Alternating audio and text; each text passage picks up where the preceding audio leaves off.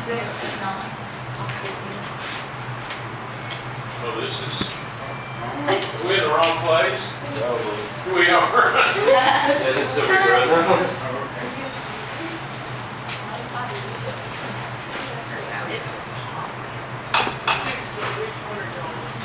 Sounds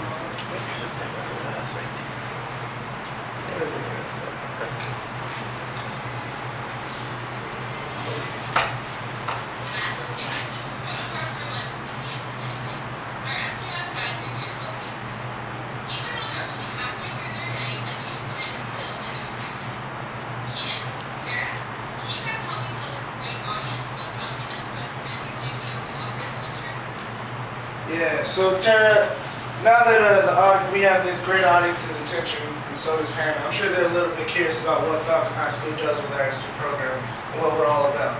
Well, maybe we should start off by telling them that we're the proud Falcons from Falcon, Colorado, and that we have an outstanding S2S program. Or maybe we should tell them about the nearly 300 new students we've helped with our program in the last 3 years. Yeah, that is extremely important. But first things first, we should tell them that you're Keenan and I'm Tara, and it's definitely not the other way around. Yes. So thank you guys for coming. Today I'm going to tell you what happens beyond the locker and the lunchroom. First things first, to start things off, what happens is we'll have our pancake breakfast. Our pancake breakfast is ran twice a year, once at the beginning of the year and once that semester. It's a great way to get all our new students involved and get them more adjusted and transition a little bit better. Not only do new students get to be involved with our pancake breakfast, but we incorporate our 3 F's: food, facts, and fun. We provide pancakes, facts about our school that every student should know, and fun games like the Human Knot or Ninja game. And just like Tara said, with our pancake breakfast, we like to have some kind of activity or icebreaker game. And whether it's our name game, like she said, which gets our students matching faces and learning each other's names a little bit better, or our ninja game, which gets them more out in the open and running around and things, you're always going to have those students who don't want to participate. We have a great story tonight in a kid named Sky. Sky started off as one of those new students not wanting to do anything, arms crossed. He even tried to leave at one point in time. So with us helping him out a little bit, he came back and told us how much fun he had. And who knows what would have happened if we never had this program. Like Keenan said with Sky, Sky was about to leave, but since we could see his body language, we caught him. Our pancake breakfast allows us to identify students and see those students that need a little extra attention in getting into transitioning into our school. As you see the girl in the pink, she's not really interacting and she's crossing her arms. That's a main key identifier that she needs a little extra attention in her transition to Falcon High School. So a great way to help us transition those and adjust those new students is for us to get them out of the lunchroom and into the hallways. Now when we're in the hallways, we'll have a scavenger hunt. Now with that scavenger hunt, does one of a couple things. First off, it'll get those new students able to ask questions in that open area that they might not be able to ask, being that they were in the lunchroom with so many people. Second off, it gets us one-on-one time with those students, so we'll be able to tackle on and answer those questions that they might have. Now next and lastly is it gets us able to give those new students a tour of our school and get them a brief outlook on where everything's at. Well, our pancake breakfasts occur once every semester. Our Java clubs run consistently every week, and they allow a place for students to feel welcome, meet new friends, and discuss several different topics. Now, with all our different personalities in the school and students, you always want to have something different, so we incorporate 3 different Java clubs. Our first one is REACH, which is Respect, Ethic, and Cultural Heritage. This is a talk session, basically, to be blunt, respect, ethic, and cultural heritage amongst each other. Next is Military Support. Our military support group is for all our students, mostly military, but then again to come in and talk about common conversations and training topics amongst each other. Now next and lastly, I'm going to let Tara explain this one a little bit better, but it's Stay Active. Stay Active benefits our new students in that it combines peer support and teacher support.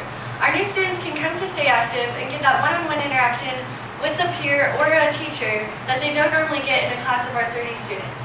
I had a student from Texas who attended online school and she wasn't really used to the regular flow of homework or how we do things at Falcon.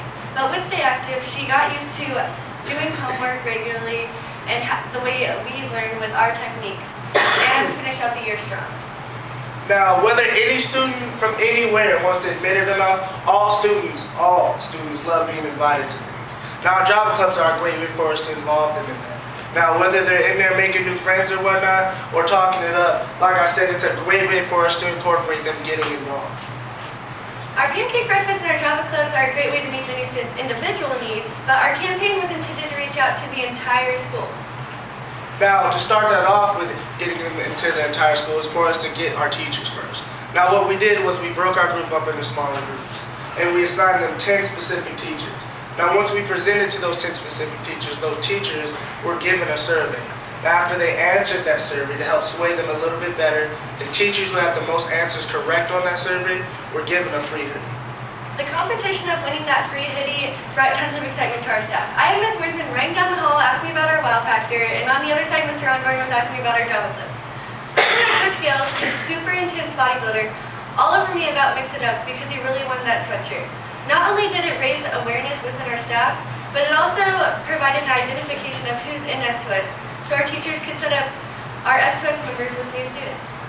Now, when you have those teachers running around, acting all crazy, you know, and you have those bodybuilder coaches pinching you up against the wall just to get an answer, you're obviously going to raise positive awareness amongst the students in the school.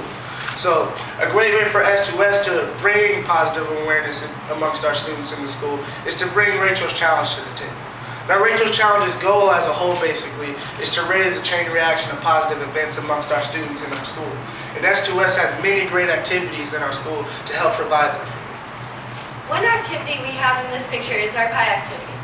Keenan, which you can see clearly dominated, is one of our more influential leaders. Every leader within S2S is a leader within our school. Keenan, being one of the more influential leaders, can go up to a new student and talk to that new student at their table, and that new student's automatically recognized by our peers as someone they can talk to, hang out with, and relate to. Now, just like Tara said, with all our different types of leaders, you're obviously also going to have different types of students, correct? So, what we did is when those new students are running down the hallway not knowing where to go, or they're trying to open their locker and they're all shy about it, instead of them not asking any questions or doing anything, they'll reach out to Tara and say, hey, that was that person in the lunchroom with the goatee all over her face, a pie, not being afraid to show her personality a little bit. And they'll reach out and say, hey, can you help me open my locker? Or hey, can you help me go to class? And instead, that's what we do so they can help them with that.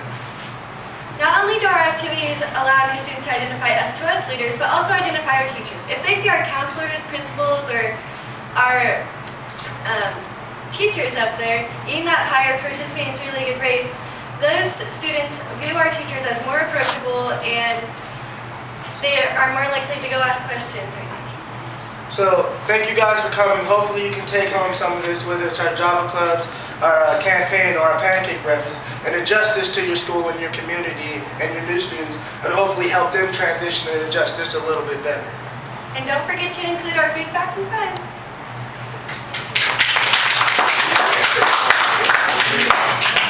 All right. That was much better, yes. Hear from anybody? What was the time? 7 minutes and 45 seconds. Ooh, very good. Let's hear some comments. Go ahead. I know you guys had practiced, I think, or you had planned to come from the audience. I don't know if y'all fixed that yet, but when y'all started, y'all were walking in, you were talking, but your back was to the crowd. I don't know. Right. If you need to figure out exactly, if you're coming up to the side, you probably still need an angle where you're Well, talking out. that's kind of the plan. They're going to talk to each other. They're having a dialogue with each other until Yeah, I they just get mean up. where the people could hear them though. Right. The angle is. That's not gonna be an issue because they're gonna have lapel. Oh, they are gonna have them? Okay, Yeah. I'm sorry, I thought y'all wasn't sure if they were gonna have them. Yeah, both Okay. students will have a lapel mic on the Oh. side. They're that morning. Okay. No, any comments, Southern? It was more fluid than yesterday. Yeah, it was. The transitions were better. Very smooth. You could tell you guys took what was said yesterday. And Tara slowed down and you can You understand. said it's better today than Like, yesterday? it was better today. Because you said it backwards. Sorry. I know you slowed down and it's good. Just keep thinking that, and because when you get tomorrow, there'll be a little bit more nerves involved and it may cause you to speak a little faster. So hold on to that thought and just slow it down. You're really starting to come around on that, and it's working real well for you and for everybody else that needs to be. One question for you. you used an acronym, REAP, was it R-E-A? Reach. Reach. When you say that, and you did it, and it sounded good, but make sure you spell out reach, respect. Ethnic and cultural heritage. What's the E? Respect ethnic and cultural heritage. Okay, good. You did. All right, and spell that out pretty clearly and slowly so people will really hear that, because those are kind of your teaching points that you want to get across. I think how do you feel on a scale of 1 to 10? And I feel like a 12. Good. How about you? I guess, 8. Don't guess, tell me, how do you feel? Gotta be confident. An 8. 8? Okay. All right, you're 8 working for 10, right? You're looking for 10. I think you're pretty good here. I think it's, and by the way, the time was better than yesterday? Yeah, they shaved it almost Shaved a it. minute and a half off. One thing, and this isn't just for you guys, it's for all groups up there, I've noticed yesterday and today. Make sure that when you're not speaking, you're carrying yourself positively, your head's up, you're smiling, and you're interested in the other person who's speaking. Because you'll be up there on the screen too, even though he's talking, you'll be on the screen, and when you're talking, he's on the screen.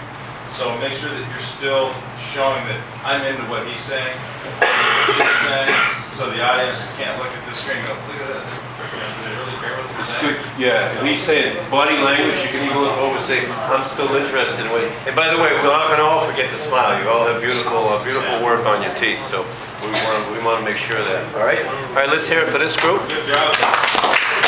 Very good.